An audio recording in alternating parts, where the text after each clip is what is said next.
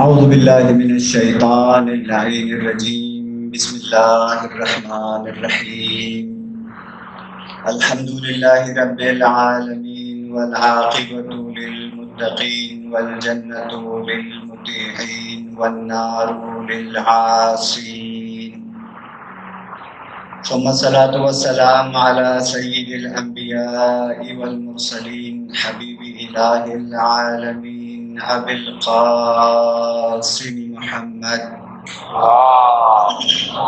صلی اللہ محمد آل محمد وعلى اہل بیتہ الطیبین الطاہرین المعصومین الذین اذهب اللہ عنہم الرجس وطہرہم تطہیرا اللہم صلی اللہ محمد آل محمد ولعنة الله على أعدائهم أجمعين من أول ظلمهم إلى يوم الدين. أما بعد فقد قال الله تبارك وتعالى في كتابه المجيد وفرقانه الحميد وهو قوله الحق وهو أصدق الصادقين. بسم الله الرحمن الرحيم. الف لام را كتاب أحكمت آياته ثم فصلت من لدن حكيم خبير. صلوات پڑھے محمد وآل محمد. اللہم صلی اللہ محمد وآل محمد. عزیزان محترم، ہماری گفتگو قرآن اور اہل بیت کے تعلق اور ان کے باہمی رشتے کے متعلق جاری ہے، کہ جس میں ہم قرآن کی حقیقت اور قرآن کے معانی کی وسعت اور قرآن کی زبان کو سمجھتے ہوئے محمد و آل محمد کی حیثیت اور قرآن مجید کے ساتھ محمد و آل محمد کے تعلق کی نوعیت کو سمجھنے کی کوشش کر رہے ہیں اپنی مجلسوں میں. تقریباً ہم اپنے ان مجالس کی انتہا کی جانب جا رہے ہیں، تو اس مقام پر ہم مجبور ہیں کہ بہت ساری باتوں کو اور بہت سارے مطالب کو سلیکٹڈ اور منتخب صورت میں آپ لوگوں کے سامنے پیش کریں، اور اسی کے ساتھ ساتھ عناوین کی حد تک اور ابتدائی توضیح اور ابتدائی وضاحت کی حد تک آپ لوگوں کے سامنے یہاں پر رکھیں. بہت تفصیلی گفتگو ہو سکتی ہے، بہت تفصیلی مطالب پائے جاتے ہیں. علماء نے انتہائی گہرے اور عمیق نظریات کا اظہار کیا ہے اس باب میں. تو انشاءاللہ ہماری یہ دعا ہے کہ جب یہ عشرہ محرم اپنے اختتام کو پہنچے تو ہم سب کے قلوب اور ہماری عقول قرآن اور اہل بیت کے نور سے منور ہو چکی ہوں انشاءاللہ. ایک دفعہ صلوات پڑھیں محمد وآل محمد. صلی اللہ محمد آل محمد. آج کا دن ایام اضحیٰ کے اعتبار سے باب الحوائج جناب شہزادہ علی اصغر سے منسوب ہے، تو حاجتیں لینے کا دن ہے، باب الحوائج کی درگاہ میں حاضری دینے کا دن ہے. اسی کے ساتھ ساتھ ہم اپنے مرحومین کو بھی اپنے اس ثواب میں شامل کرتے ہوئے ان کے لیے ایک فاتحہ سے اپنی گفتگو کا آغاز کرتے ہیں. رحم اللہ من قرأ الفاتحہ. بسم اللہ.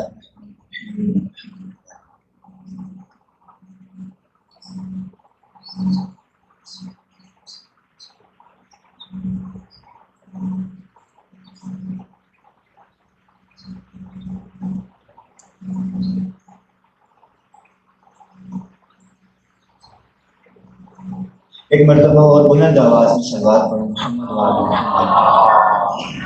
صلی اللہ محمد وعلی۔ گزشتہ روز ہماری گفتگو یہاں پر آ کر رکی تھی کہ قرآن کے معانی کی وسعتوں کا کوئی انسان اندازہ نہیں لگا سکتا۔ اس سلسلے میں قرآن مجید کی کچھ آیات ہیں اور اسی طرح روایات میں بھی بہت کچھ بیان کیا گیا ہے۔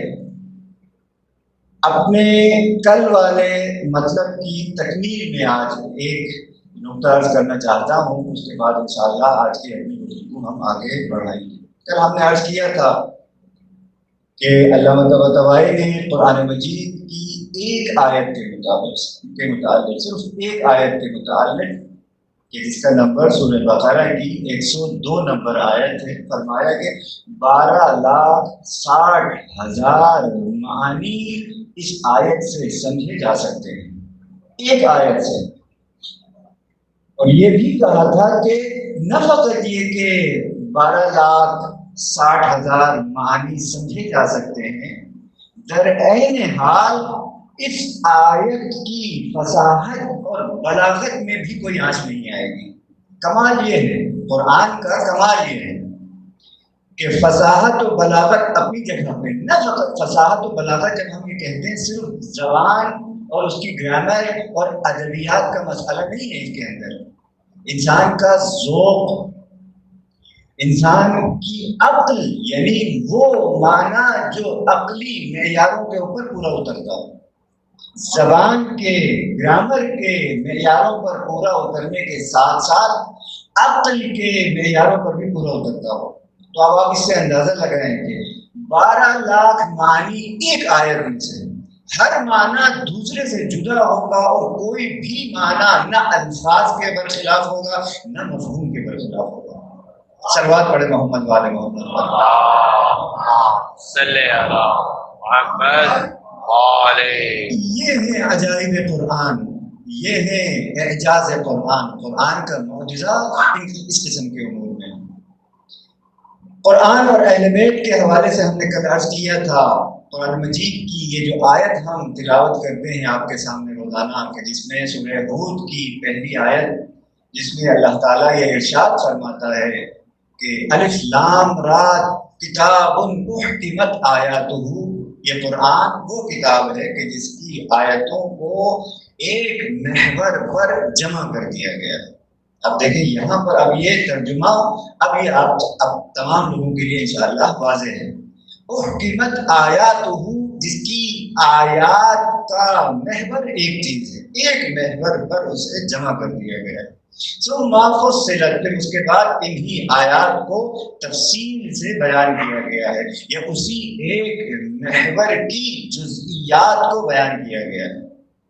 ہم نے عرض کیا تھا در حقیقت اگر قرآن کی آیات کی تفصیل کو دیکھا جائے، اس کی کثرت کو اگر دیکھا جائے، تو دین اور دین کی تعلیمات یہ پورا کا پورا قرآن ہے اور قرآن کی آیات کی تفصیل ہے۔ لیکن جب ان تفصیلی آیات کو، اس کثرت کو اگر ہم وحدت کی جانب لے کر جائیں، جہاں سے یہ کثرت پھوٹی ہے، تو وہ حقیقت توحید ازلی ہے۔ توحید کی حقیقت سے یہ تمام معارف اور یہ تمام حقائق پھوٹے ہیں۔ کل یہ عرض ہوا کہ تو یہ کثرت سے وحدت کی جانب جو سفر ہے، توحید تک پہنچنے کا جو سفر ہے، وہ ولایت کے بغیر نہیں ہو سکتا۔ توحید تک پہنچنا کب ممکن ہوگا انسان کے لیے کہ جب وہ ولایت کا دامن تھامے۔ ہم نے وہ سلسلۃ الذہب کی حدیث آپ لوگوں کے سامنے کل پیش کی تھی۔ اسی حدیث کے ذیل میں دیکھیں، خود یہ روایت بھی آپ لوگوں کے سامنے ہے، پیش نظر ہے، معروف حدیث ہے، جس میں فرمایا گیا ہے ولایت علی بن ابی طالب حصنی، علی بن ابی طالب کی ولایت میرا قلعہ ہے، فمن دخل حصنی امین من عذابی۔ وہی تعبیر جو توحید اور کلمہ لا الہ الا اللہ کے لیے آئی ہے، وہی تعبیر ولایت کے لیے بھی آئی ہے۔ دونوں احادیث ہیں۔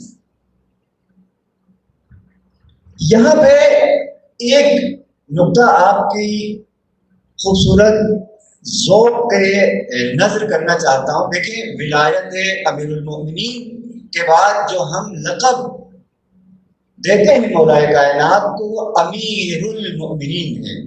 امیر المؤمنین، مؤمنین کے امیر.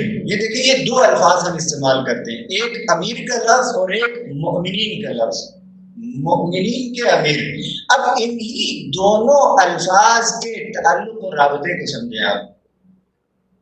کیا امیر کے وجود کا یا امیر کی امارت مؤمنین کے وجود سے ہے یا ایمان کا وجود امیر کی وجہ سے ہے؟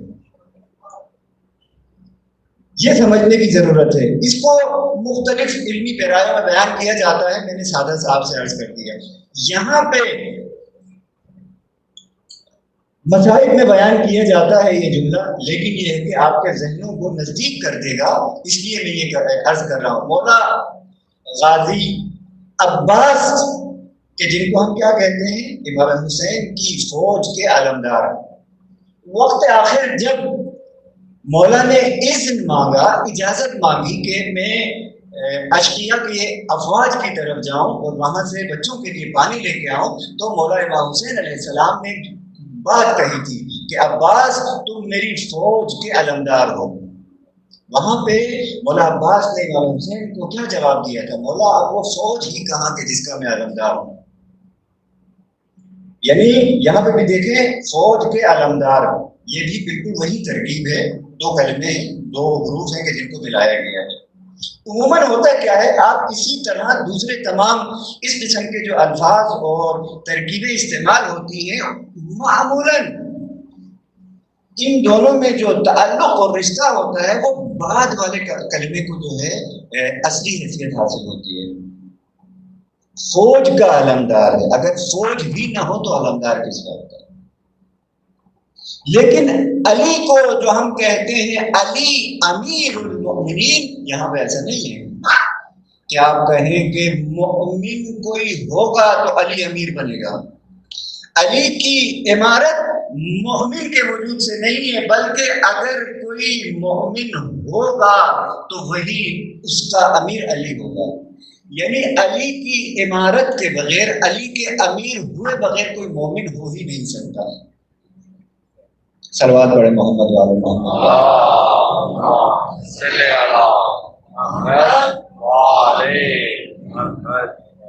لہذا یہاں پہ ایسا نہیں ہے کہ کوئی افراد یا کچھ لوگ مومن ہوں اس کے بعد علی ان کا امیر ہو جائے، بلکہ کسی کا مومن ہونا ہی علی کے امیر ہونے کی وجہ سے ہے.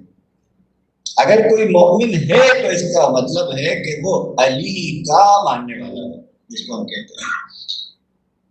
یہاں سے آ کے اب اسی گفتگو کو اگر ہم آگے بڑھائیں، ابھی تک جو ہم نے آپ لوگوں کے سامنے نکات رکھے ہیں قرآن کے بارے میں 2 سے 3 نکات سے زیادہ ہم نے عرض نہیں کیے ابھی ان گزشتہ 5 سے 6 دنوں کے دوران. آج ایک نیا نقطہ اگر ہو سکا تو 2 نقطے میں آپ لوگوں کے سامنے انشاءاللہ رکھنے کی کوشش کروں گا. دونوں کا تعلق انتہائی نزدیک اور گہرا تعلق ہے دونوں میں.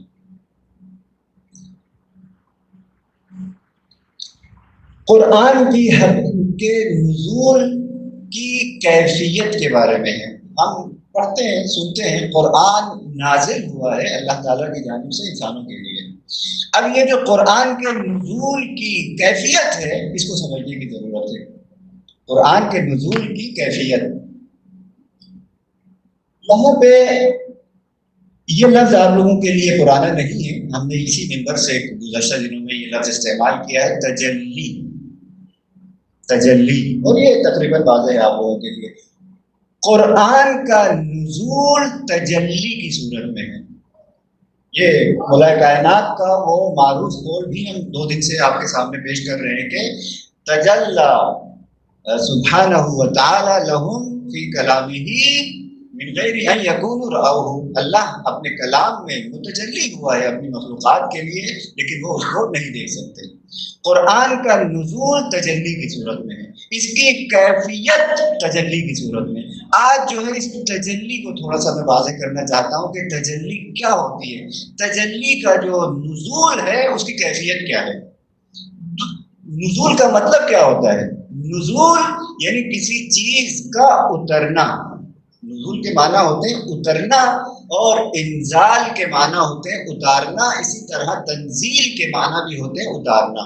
نزول، انزال اور تنزیل، یہ تین الفاظ استعمال ہوتے ہیں قرآن کے متعلق۔ تو لہذا قرآن کو اتارا گیا ہے، یہ جو قرآن اترا ہے تجلی کی صورت میں اترا ہے۔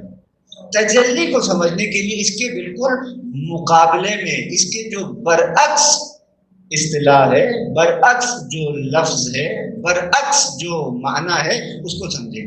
تجلی کے مقابلے میں علماء فرماتے ہیں کہ تجافی، تجافی جوف کو کہا جاتا ہے۔ جوف عربی زبان میں کسی کھوکھلی چیز کو کہا جاتا ہے، وہ چیز جو اندر سے خالی ہو اس کو کہا جاتا ہے جوف۔ مثلا یہ جو ہمارے منہ کا یہ جو اندرونی حصہ ہے، اس کو عربی زبان میں کہا جاتا ہے جوف دہن، منہ کا جوف، یعنی وہ منہ کا وہ حصہ جو اندر سے خالی ہے، کھوکھلا ہے۔ اسی لیے قراءت پڑھنے والے ہمارے دوست، تجوید پڑھنے والے ہمارے دوست، وہ عربی میں جب دانتوں کی اقسام بیان کی جاتی ہیں تو ان کو بعض دانتوں کو اجوف یا اجواف کہا جاتا ہے۔ تو یہاں پہ کیا ہے؟ جوف یعنی وہ چیز جو بیچ میں سے کھوکھلی ہو اندر سے۔ قرآن کا نزول تجافی کی صورت میں نہیں ہوا بلکہ تجلی کی صورت میں ہوا ہے۔ اس کو مثال کے ذریعے سے سمجھاتا ہوں، تجافی کیا چیز ہوتی ہے، تجلی کیا چیز ہوتی ہے۔ ایک صلوات پڑھے محمد والے محمد پر۔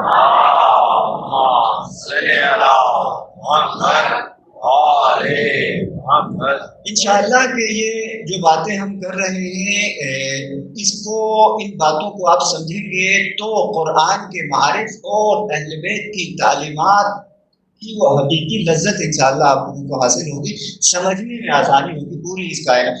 مسئلہ ہماری دنیا کا کیا ہے؟ یہ جو کاروبار زندگی ہے، یہ جو مشکلات معاش ہیں، اور اس دنیا کے مادی دنیا کے جو تقاضے ہیں جو انسانوں کی ذہن کو، فکر کو، ان کی روح کو اپنے اندر اتنا جکڑ لیتے ہیں کہ انسان یہ جو معنویت، روحانیت اور روح کی غذا سے انسان جو ہے وہ غافل ہو جاتا ہے، بلکہ بعض مرتبہ اکتاہٹ سی آ جاتی ہے۔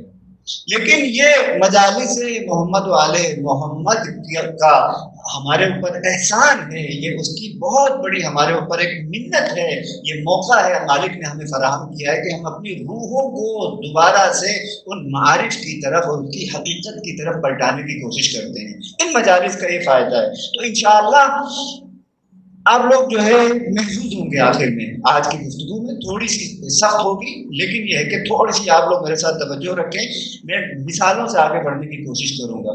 تو کیا ہوا؟ دو الفاظ ہیں، ایک تجلی اور دوسرا تجافی، جوف۔ مثال، تجافی کیا ہوتا ہے؟ تجافی کس کیفیت کا نام ہے؟ تجافی کی کیفیت کو اگر آپ سمجھنا چاہیں تو بارش کے قطروں کو آپ دیکھیں۔ بارش کے قطرے بھی کیا ہوتے ہیں؟ اوپر سے نازل ہوتے ہیں، لیکن یہ جو بارش کے قطرے اوپر سے نازل ہوتے ہیں، نیچے آ جانے کے بعد اوپر خالی ہو جاتا ہے۔ جوف کے معنی میں نے آپ سے کیا عرض کیے تھے؟ خالی ہونا۔ وہ قطرہ جو نیچے ہے اب وہ اوپر نہیں ہے، اور جو اوپر ہے وہ نیچے نہیں ہے۔ یہ نزول ہے، لیکن نازل ہو جانے کے بعد ایک مقام سے جب دوسرے مقام تک جائے تو پہلا مقام خالی ہو جاتا ہے۔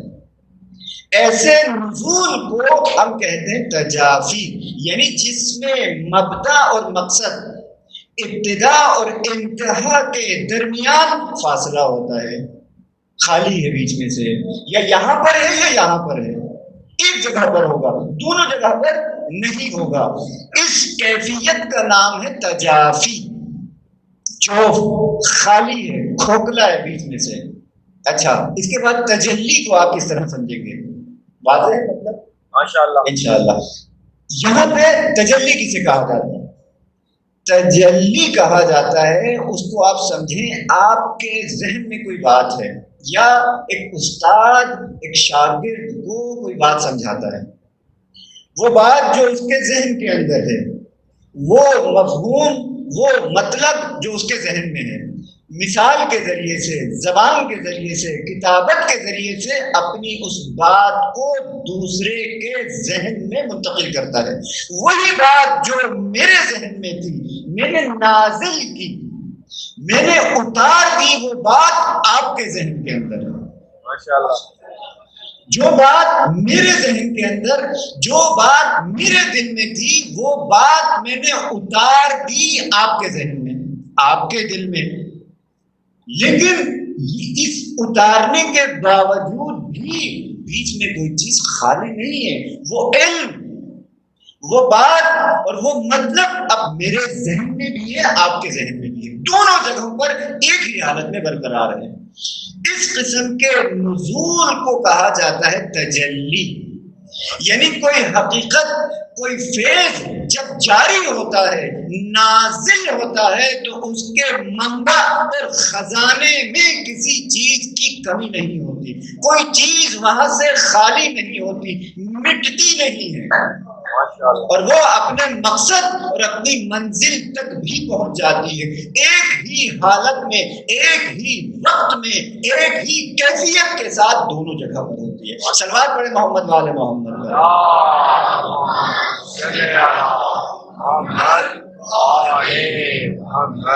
انشاءاللہ کہ آپ لوگ محظوظ ہو رہے ہوں گے ہماری اس بات سے. قرآن مجید کا نزول تجلی کی صورت میں، یعنی یہ وہ حقیقت حق الہیہ ہے جو درگاہ اقدس الہی سے زمین پر اتری ہے، اتاری گئی ہے، اور وہاں پر بھی موجود ہے. اچھا، یہ جو ہم نے آپ کے سامنے مثال دی تھی کہ ہم بات پیش کرتے ہیں، کوئی مطلب آپ لوگوں کے سامنے پیش کرتے ہیں. دیکھیں یہ گفتگو میں پہلے کر چکا ہوں کہ جناب زبان اور زبان کیا ہوتی ہے، کس طرح بات کو، پیغام کو منتقل کرتی ہے.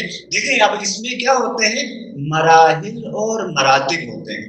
میرے ذہن میں بات ہے، ٹھیک ہے، ایک مطلب علمی یا غیر علمی جو بھی ہو، آپ کے ذہن میں ایک بات آتی ہے، اس کو ہم کہیں گے عقل کا مرتبہ. میری عقل میں ایک بات ہے، عقل سے میں اس کو نکال کے اپنی خیال میں لے کے آتا ہوں. خیال کیا ہوتا ہے، میں بیٹھ کے جو ہے سوچتا ہوں کہ جب آپ سے بات کروں گا تو یہاں سے میں شروع کروں گا، یہاں پر ختم کروں گا، یہ دلیل دوں گا، اس اعتراض کو پیش کروں گا، یہ کروں گا، اس طرح بیان کروں گا، یہ تعبیر استعمال کروں گا اور پھر آپ کو پیش کروں گا.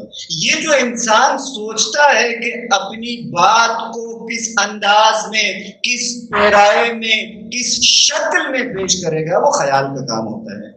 تو لہذا پہلا مرتبہ جو کسی حقیقت کا انسان کے پاس، جو انسان کے اندر جو ہوتی ہے، وہ عقل کے مرحلے سے انسان نزول دیتا ہے خیال کے مرحلے میں. یہ ہماری ہے، تمام انسانوں میں ایسے ہی ہوتا ہے. عقل کے مرحلے سے اتارا، خیال کے مرحلے میں لے کے آیا. خیال میں یعنی اس کو لباس پہناتا ہے الفاظ کا، لباس پہناتا ہے عبارات کا.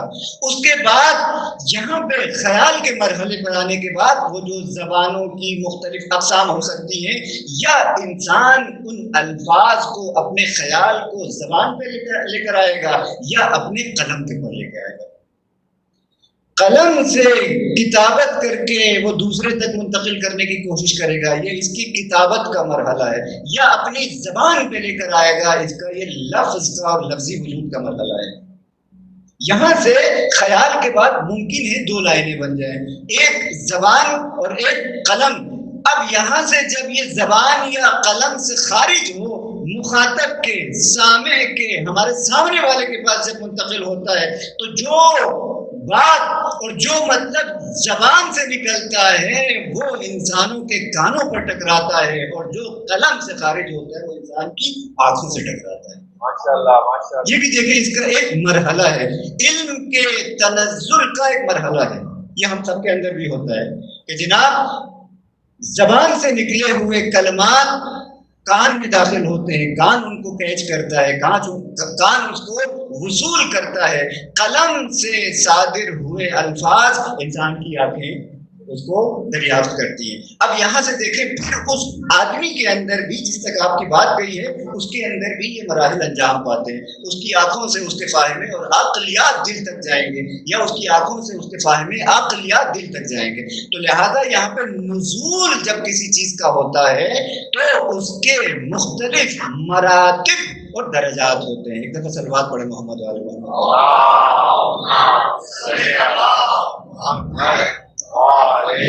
یہ اتنی ساری میں محنت کر رہا ہوں یہ قرآن کے نزول کے درجات اور مراتب آپ لوگوں کو بتانے کے لیے۔ اس کے ان مثالوں کو آپ خود بھی اپنے ذہن کے اندر تخیل آپ کریں تو انتہائی ایک سادہ سی چیز ہے۔ تو لہٰذا ہمارے اور آپ کے درمیان جو تبادلہ افکار ہوتا ہے، جو تبادلہ نظر ہوتا ہے، اس میں یہ اسٹیپس ہوتے ہیں۔ عقل سے خیال میں جاتی ہے بات، خیال سے زبان یا ہاتھ و قلم پر آتی ہے، اس کے بعد یا آنکھوں یا کانوں میں جاتی ہے، اس کے بعد انسان کے ذہن خیال یا اس کے دل تک۔ یہ مراحل ہیں، مراتب ہیں جو انسان کی سوچ، فکر، علم، نظریہ، آگہی اور شعور طے کرتا ہے۔ قرآن مجید بھی نازل ہوا ہے۔ اب قرآن مجید کے نزول کے مراتب کیا ہیں؟ بہت تفصیلی بحث بھی ہے، بہت مزیدار اور انتہائی علمی بحث ہے، لیکن یہ ہے کہ اب چونکہ وقت نہیں ہے میں تیزی سے اس کے مراحل کو آپ کے سامنے بیان کر دوں۔ قرآن کی جب تجلی ہوتی ہے قرآن کی آیات میں، سب سے پہلا مرحلہ اس کا ہے لدینا کا۔ یہ قرآنی آیت ہے، لدینا لعلی حکیم، یہ تعبیر ہے قرآن مجید کی۔ یہ جو قرآن کی حقیقت ہے وہ اپنی بسیط اور اصلی حالت میں وہ اللہ کے پاس ہے، لدینا ہمارے پاس ہے۔ اس کے بعد دوسرے مرحلے میں نزل بکا روح الامین، روح امین اسی حقیقت کو ہم سے لے کر نازل ہوتا ہے۔ دو، اس کے بعد علی قلبک، اے رسول تمہارے قلب کے اوپر۔ تیسرا مرحلہ، چوتھا مرحلہ بلسان عربی مبین، عربی زبان کے قالب میں تمہیں پیش کرتے ہیں۔ پھر اس کے بعد نبی کی زبان سے یہ قرآن، نبی کے کردار سے یہ قرآن صادر ہوتا ہے تمام انسانوں کے لیے۔ صلوات پڑھے محمد والے محمد۔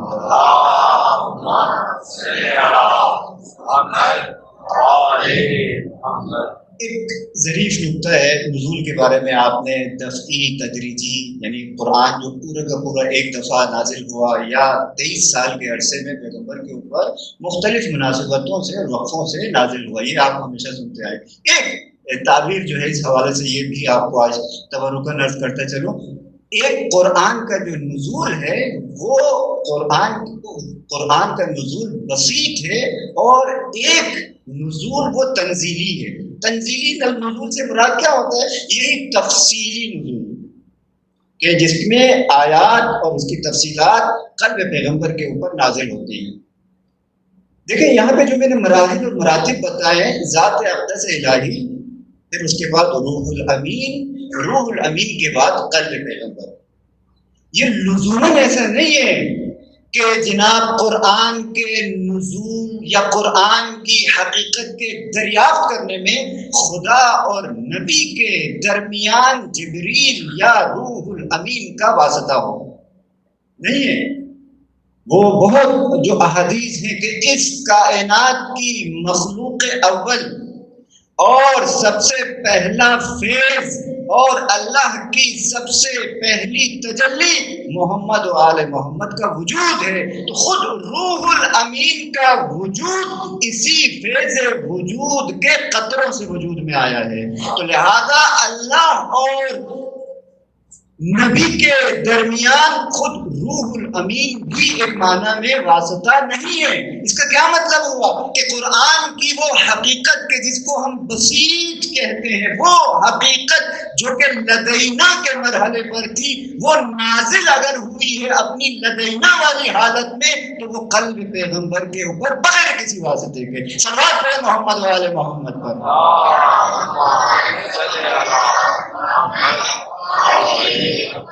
پھر اس کے بعد یہ وحی اور اللہ کا پیغام، یہ حقیقت حق الہیہ آیات اور صورتوں کی صورت میں تفصیلی طور پر پیغمبر کے قلب پر نازل ہوئی ہے۔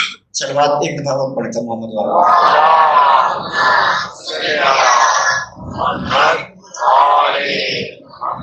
یہاں پہ ایک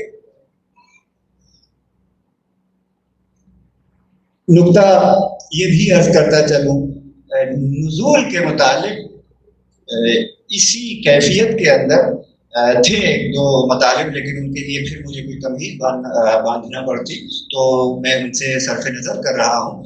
قرآن کے نزول کے متعلق ہم نے کہا قرآن تجلی کی صورت میں آتا ہے۔ تجلی کا ہم نے بتایا مختلف مراتب، مراحل اور منزلیں طے کرتا ہے۔ اس کو فلسفے کی زبان میں کہتے ہیں کہ حقیقت اور رقیقت۔ حقیقت وہ محض کامل حقیقت ہے جو کہ لدینا کے مرحلے پر تھی۔ یہ لدینا والی حقیقت، اس کی شدت، اپنی اس میں کمی آتی ہے، یہ اپنا ایک لباس بدلتی ہے، مختلف دوسری شکل اختیار کرتے کرتے یہاں تک پہنچتی ہے۔ یہ جو الفاظ ہم پڑھتے ہیں قرآن مجید کے، یہ کتابت ہیں، وہ الفاظ جو کہ بلسان عربی مبین تھے، وہ صرف اور صرف قلب پیغمبر کے اوپر نازل ہوئے ہیں۔ اس کے علاوہ کسی کے قلب پر قرآن نازل نہیں ہوا اس طرح۔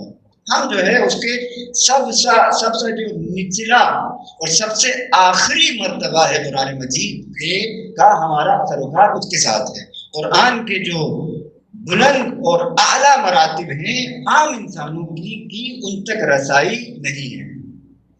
تو لہذا یہاں پر یہ دیکھیں، یہ جو حقیقت اور حقیقت کے لیے اگر میں مثال دینا چاہوں، سورج کی روشنی ہے، لیکن جب وہ سورج کے پاس ہوتی ہے اس کی شدت، حدت اتنی زیادہ ہے کہ کوئی بھی اس کائنات میں ابھی موجود چیزوں میں سے کوئی بھی وہاں پر اس کے سامنے نہیں ٹک سکتا، سب جل کے خاکستر ہو جائیں گے۔ لیکن وہی سورج کی روشنی، وہی سورج کا نور جب ہم تک اس دنیا میں پہنچتا ہے تو ہمیں لذت محسوس ہوتی ہے۔ ہماری زندگی اور ہماری اس دنیا کی رعنائیاں، رنگینیاں اسی سورج کی روشنی سے ہے۔ اسی سورج کی روشنی سے اس دنیا کی رنگینیاں اور رعنائیاں ہیں۔ یہی سورج کی روشنی ہے کہ جب ہم سورج کے نزدیک جائیں تو اس کو جلا کے خاکستر کر دے گی۔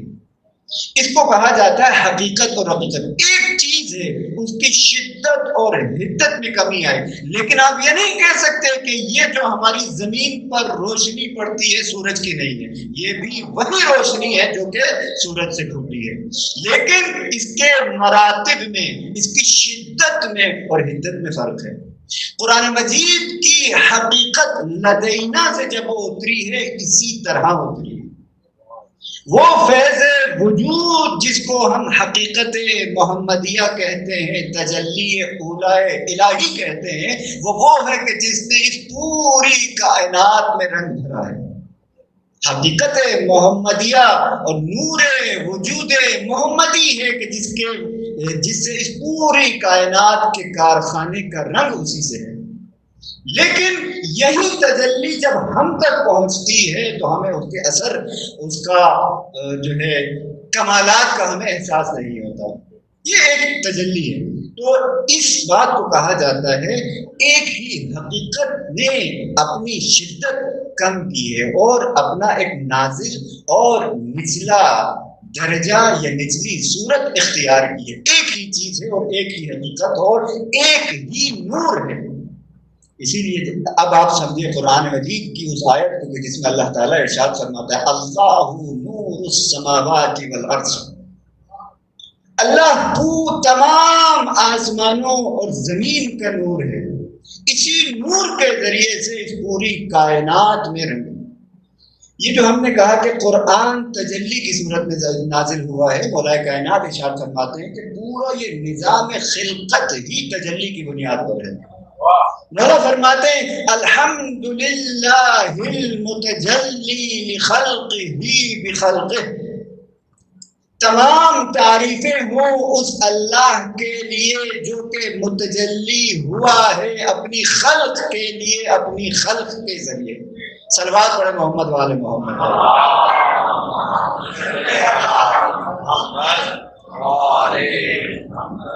وقت کافی آگے گزر گیا، اندازہ نہیں ہوا، چونکہ آپ لوگوں نے بھی ساتھ دیا تو ہم بھی، ہماری بھی امید بن بھی رہی اور مطلب کو آگے تک ہم پہنچانے میں کامیاب ہوئے۔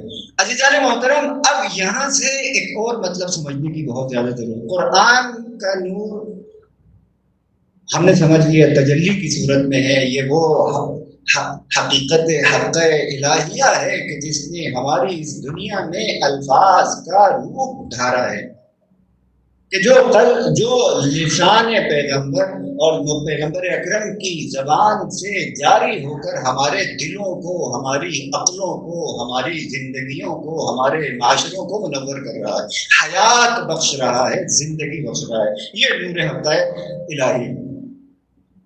اب یہاں پر قرآن اور اہل بیت کے حوالے سے ہم نے ابتدا میں بھی عرض کیا تھا، اس سے پہلے بھی ہمیشہ عرض کرتے چلے آ رہے ہیں کہ یہ جو اہل بیت کا وجود ہے قرآن ممثل ہے، قرآن مجسم ہے اور قرآن ناطق ہے۔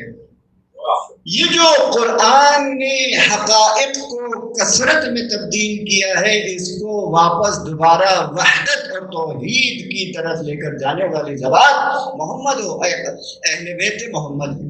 یہ مطلب ہم نے آپ کو بیان کیا تھا۔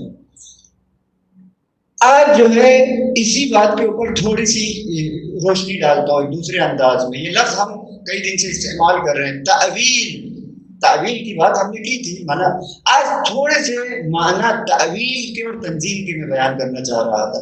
تنزیل میں نے بیان کر دیا آپ کو، تنزیل بیان ہو گیا، وہ حقیقت جو کہ بسیط ہے، شدید ہے، اس حقیقت کو تفصیل اور جزئی بنانا، وہ حقیقت توحید جو لدینا کے مرحلے پر تھی، اس دنیا میں لانے کے بعد نماز کی صورت میں، روزے کی صورت میں، حج کی صورت میں، زکوٰۃ کی صورت میں، امامت کی صورت میں، رسالت کی صورت میں، معاد اور قیامت کی صورت میں، جنت کی صورت میں، جہنم کی صورت میں تفصیل دینے کا نام تنزیل ہے۔ تنزیل اسی حقیقت کو پھیلا دینا ہے اس کی وضاحت کے ساتھ۔ اب تعویل کیا ہے؟ تعویل کے معنی ہوتے ہیں اسی کثرت کو، اسی تفصیل کو دوبارہ اس کی وحدت کی طرف لے کر جانا۔ یہ حدیث میں آپ لوگوں کے سامنے پیش کر رہا ہوں، ہمارے جو اہل سنت برادران ہیں ان کی کتابوں سے، مختلف کنز الاعمال میں ہے، یہ نابی المودہ میں ہے، ابن عساکر نے اس کو نقل کیا ہے، دہلوی نے اس حدیث کو بھی نقل کیا ہے کہ پیغمبر گرامی اسلام فرماتے ہیں کہ انا اقاتل علی التنزیل، کہ میرا جہاد، میری جنگ اور میری رسالت علی التنزیل، تنزیل کے اوپر ہے۔ وعلی اور علی یقاتل علی تعویل القرآن، انا اقاتل علی تنزیل القرآن، میری جنگ، میرا جہاد، میری رسالت قرآن کی تنزیل کے اوپر ہے، اور علی کا جہاد، علی کی جنگ، علی کی امامت قرآن کی تعویل کے اوپر ہے۔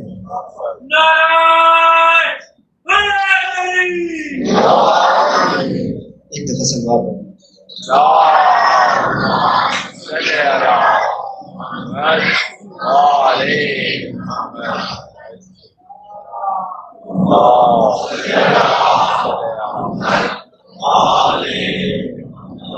تھوڑا سا آپ لوگوں کو آج میں نے تھکایا، لیکن یہ ہے کہ انشاءاللہ نتیجہ جو ہے آپ لوگوں کو ایسا دے کے جاؤں گا کہ آپ لوگ خوش ہو جائیں گے انشاءاللہ۔ یہ کیا فرمایا پیغمبر اکرم نے کہ میری جنگ اور میرا جہاد تنزیل کے اوپر ہے، یعنی محمد کی رسالت، محمد کا جہاد اور محمد کی جنگ کیا تھی کہ اس دنیا سے یہ جو غیر حقیقی اور باطل کثرتیں ہیں ان کے وجود کو مٹائے۔ حقیقی کثرت وہ کثرت کہ جس کا تعلق توحید سے ہے، ذات الہی سے ہے، اس کثرت کو اس دنیا میں اور اس جہان میں پھیلا دے۔ پیغمبر نے اس دنیا کے اندر کثرت کو، وہ کثرت جو کہ توحیدی ہے اور الہی ہے، اس کو پھیلائے۔ اب علی کا کام کیا ہے؟ علی کا کام یہ ہے اسی کثرت توحیدی کو دوبارہ وحدت حق الہیہ کی طرف پلٹانا۔ تعویل کے معنی کیا بیان ہوئے؟ تعویل کے لفظی معنی کیا ہے؟ تعویل کہا جاتا ہے کسی چیز کو اس کے اصل کی طرف پلٹانا۔ آوالہ، یہ اس کے 3 اصلی حروف ہیں۔ آپ جائیں ڈکشنری میں، جائیں کسی بھی عربی ڈکشنری میں، آوالہ، حمزہ، واو اور لام، اس کے معنی دیکھیں کیا ہے۔ وہاں پہ لکھے ہوں گے اس کے معنی کہ کسی بھی چیز کو اس کی اصل اور حقیقت کی طرف پلٹانے کا نام تعویل ہے۔ تو اب یہاں سے آپ سمجھیں کہ ولایت نام ہے مخلوقات کو لے کر جانا اللہ طرف۔ امامت کی تعریف میں بھی ہم اسی طرح کہتے ہیں۔ امامت کے معنی ہم کیا کرتے ہیں؟ ہم یہ کہتے ہیں امام اس ہستی کو کہتے ہیں، امام اس حجت الہی کو کہتے ہیں جو خلائق کی دستگیری کرے، ان کو لے کر جائے ان کی منزل مقصود تک۔ یہ مولا کائنات سے صرف مخصوص نہیں ہے۔ ایک دوسری حدیث جو ہماری کتابوں میں ہے، یہ ہمارے عقیدے سے متعلق ہے، ہمیں اس کے لیے لازمی نہیں ہے کہ دوسروں تک بھی دوسروں کی کتابوں میں ہو۔ دوسری حدیث میں فرماتے ہیں پیغمبر گرامی اسلام، یہ ہماری کتاب ہے کفایت الاثر، 4ویں صدی ہجری کی لکھی ہوئی ایک کتاب ہے۔ ہمارے ایک عالم محدث گزرے ہیں جناب خزاز قمی، کفایت الاثر اس کتاب کا نام ہے، اس کتاب میں یہ حدیث موجود ہے۔ یہ جو پہلی والی حدیث میں نے آپ کو بیان کی ہے، وہاں پہ بعض عبارات میں پیغمبر گرامی اسلام نے خود مولا کو مخاطب کیا ہے، یا علی کہا ہے کہ میری جنگ تنزیل کے اوپر تھی اور تمہاری جنگ تعویل کے اوپر ہوئی۔ پیغمبر گرامی اسلام کیا فرماتے ہیں اس حدیث کے اندر؟ فرماتے ہیں کہ تسعۃ من صلب الحسین ائمۃ ابرار، حسین کے صلب سے، حسین کی اولاد میں سے 9 میرے بیٹے ائمۃ، وہ ائمہ ہوں گے، امام ہوں گے، ابرار اور ابرار ہوں گے۔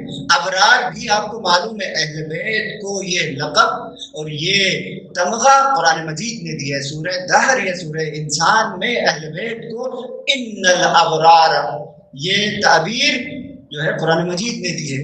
ائمہ ہوں گے، امام ہوں گے، ابرار ہوں گے۔ التاسع قائمہم، حسین کا جو نواں بیٹا ہوگا وہ قائمہم، وہ قائم ہے۔ دیکھو صلوات پڑھے محمد والے محمد پر۔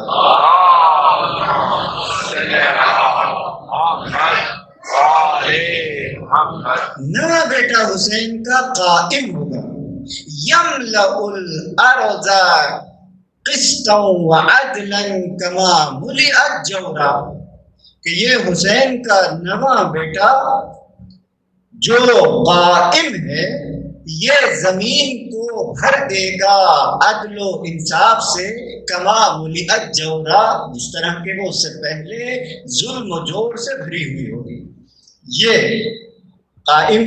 اب اس کے بعد یہ جو جملہ آ رہا ہے اس کے اوپر غور کریں۔ پیغمبر گرامی یہ ارشاد فرماتے ہیں کہ یقاتل علی التأویل، یہ جو قائم ہوگا یہ تعویل کے اوپر اس کا جہاد ہوگا، اس جنگ جو ہے وہ تعویل کے اوپر ہے۔ کما قاتلت علی التنزیل، وہی عبارت اور وہی تعبیر ہے جو مولا کائنات کے لیے تھی۔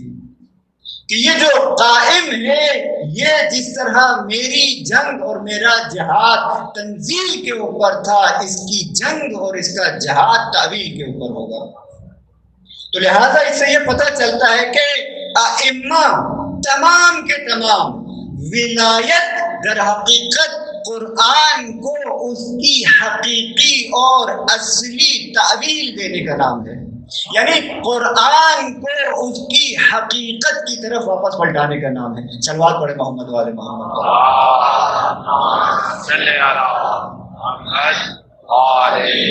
لہٰذا عزیزان گرامی، یہ جو قرآن اور اہل بیت کا تعلق اور رشتہ ہے وہ کوئی معمولی نہیں ہے، انتہائی بنیادی اور اساسی تعلق ہے۔ یعنی قرآن اگر اس دنیا میں آج محفوظ ہے، اگر قرآن کا فیض اگر پوری اس کائنات کو فیضیاب کر رہا ہے تو وہ انہی حجت الہی کے طفیل ہے۔ اگر یہ حجت الہیہ نہ ہوتی تو قرآن کا فیض اس جہان ہستی میں کبھی بھی عام ہی نہ ہوتا، کیونکہ ہم نے کہا نور جو اللہ کا نور ہے وہ یہ الفاظ اور کتابت نہیں ہے جو ہمارے پاس دفتین کے درمیان ہو۔ مولا کائنات نے کیا فرمایا تھا جنگ صفین کے موقع پہ؟ قرآن وہ نہیں ہے کہ جو نیزوں کے اوپر ہے، قرآن میں ہوں، قرآن میں ہوں، میں قرآن ناطق ہوں۔ یہ جو نیزوں کے اوپر کاغذوں میں جو کتابت تمہیں نظر آ رہی ہے یہ قرآن نہیں ہے۔ تو لہذا اگر اس دنیا میں قرآن کا فیض اور قرآن کے نور کا فیضان اگر جاری و ساری ہے تو وہ اسی حجت جو دورہ کے وجود کے طفیل ہے، جہاں پہ فرمایا گیا ہے کہ بِيُمْنِهِ رُزِقَ الْوَرَىٰ، اسی کے وجود کے تصدق سے تمام خلائق کو روزی دی جاتی ہے۔ وَبِوُجُودِهِ ثَبَتَتِ الْأَرْضُ وَالسَّمَاءُ، اسی کے وجود کا فیض ہے کہ زمین و آسمان اپنے وجود پر قائم ہے۔ صلوات پڑھیں محمد و آل محمد۔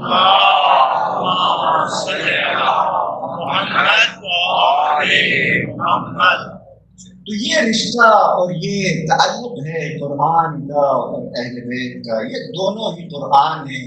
ایک قرآن جو کہ زبان کی صورت میں ہے، الفاظ کی صورت میں ہے، اس حقیقت کی صورت میں ہے جو کہ لدینا کے مقام سے اتر کر قلب پیغمبر سے قلب ولی الہی میں محفوظ ہے، اور دوسرا قرآن وہ قرآن ممثل اور قرآن مجسم ہے جو قرآن ناطق کی صورت میں خلائق کی ہدایت کا بندوبست کرتا ہے۔ عزیزان محترم، امام حسین علیہ السلام بھی یہی وظیفہ اور یہی ذمہ داری ادا کر رہے تھے اپنے قیام کے دوران، مخلوقات کو کثرت سے وحدت کی طرف لے کر جا رہے تھے، مخلوقات کو اس دنیا کی کثرت سے اللہ کی لقاء اللہ کی وحدت کی جانب لے کر جا رہے تھے۔ ہم نے جو عرض کیا تھا قرآن مجید کی کچھ آیات کی ہم یہاں پہ تلاوت کرتے ہیں، وہ آیات جو امام حسین علیہ السلام نے اپنے قیام کے دوران ارشاد فرمائی تھی۔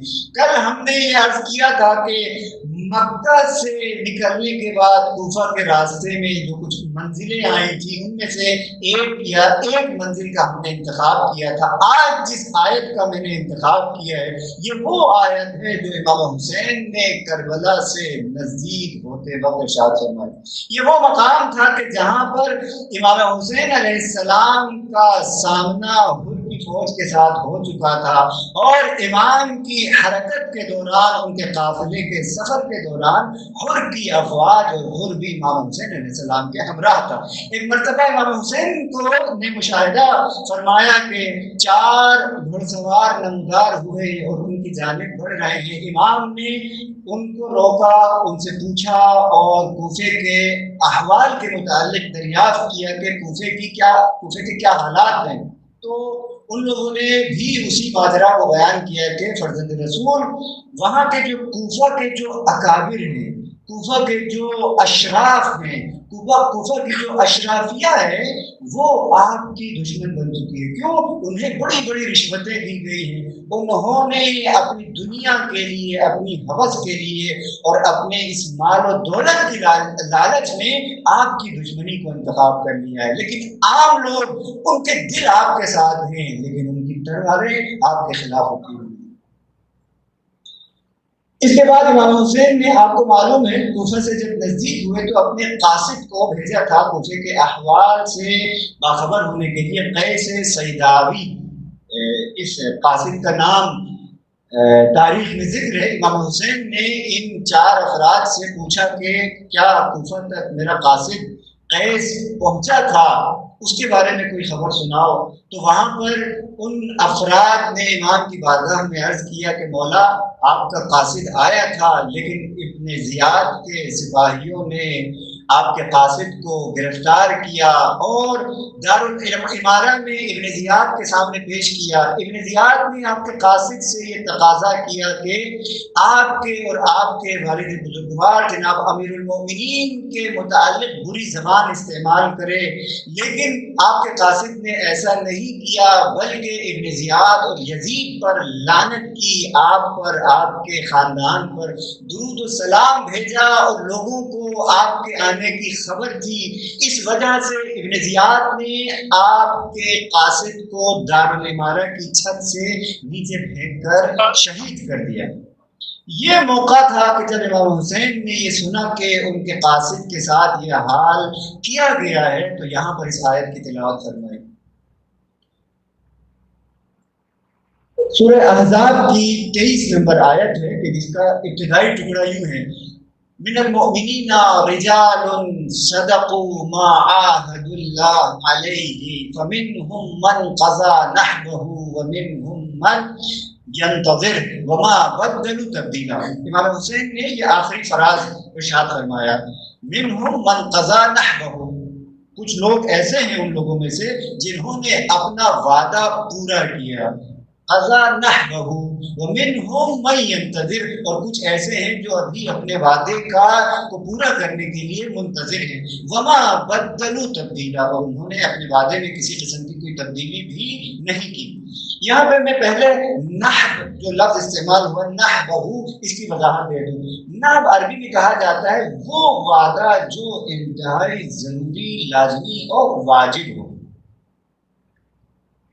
واجب قسم کا جو انسان عہد کرتا ہے، نظر کرتا ہے، زبان دیتا ہے، اس کے اوپر عمل کرنے کو عربی زبان میں کہا جاتا ہے قضا نحبہ، اس نے اپنے وعدے کو وفا کیا، اس نے اپنی بات پر عمل کیا۔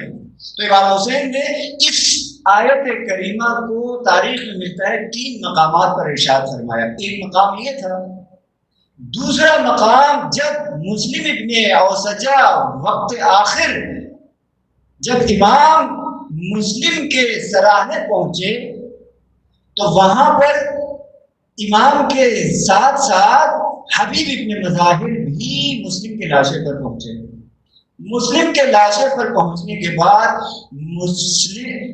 حبیب نے مسلم کو کہا، اگرچہ کچھ لمحات کے بعد میں بھی تم سے ملحق ہو جاؤں گا، تم سے آ ملوں گا، لیکن اگر تمہاری کوئی وصیت ہے، میرے لیے کوئی نصیحت ہے تو مجھے اپنی وصیت اور نصیحت کرو، مجھے اچھا لگے گا کہ میں تمہاری وصیت اور نصیحت کے اوپر عمل کروں۔ مسلم ابن اوسجہ زخموں سے نڈھال تھے، اپنی آنکھوں سے اشارہ کیا مولا امام حسین کی جانب کے، حسین کا ساتھ نہ چھوڑنا اور اس کی رکاب میں جان دینے سے دریغ نہ کرنا۔ امام حسین کے اصحاب کی آخری وقت میں بھی صرف یہی تمنا تھی کہ حسین کی حفاظت کی جائے۔ یہاں پر امام حسین نے دوبارہ اس آیت آیت کو تلاوت کیا۔ ایک اور مقام پہ مقاتل میں ملتا ہے امام حسین علیہ السلام نے اس آیت کی تلاوت کی کہ جب اصحاب یکے بعد دیگر امام کی خدمت میں حاضر ہو کے سلام عرض کرتے تھے، اذن جہاد جب طلب کرتے تھے، تو امام حسین علیہ السلام اس آیت کی تلاوت فرماتے تھے کہ مومنین میں سے ایسے سچے لوگ ہیں جنہوں نے اپنے وعدوں کے اوپر جو اللہ کے ساتھ کیا تھا اس پر عمل کیا، اور کچھ ایسے ہیں کہ جو اپنے وعدے کو نبھا چکے ہیں، کچھ ایسے ہیں کہ جو منتظر ہیں اپنے وعدے کی میعاد گاہ کے، اپنے وقت کے منتظر ہیں۔ یہ اس آیت کا پس منظر۔ اب یہاں پہ یہ در حقیقت وعدے کی جو بات ہوئی ہے، مولا امام جعفر صادق علیہ السلام فرماتے ہیں یہ جو وعدہ ہے،